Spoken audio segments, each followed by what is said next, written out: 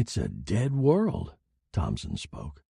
There was awe in his voice, and in spite of his sure knowledge that nothing could happen to him or to his crew here on this world, there was also somewhere inside of him the trace of a beginning fear.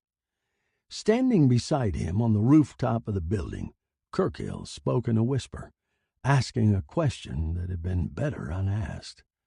"What killed it?" Thompson stirred fretfully. He hadn't wanted to hear this question,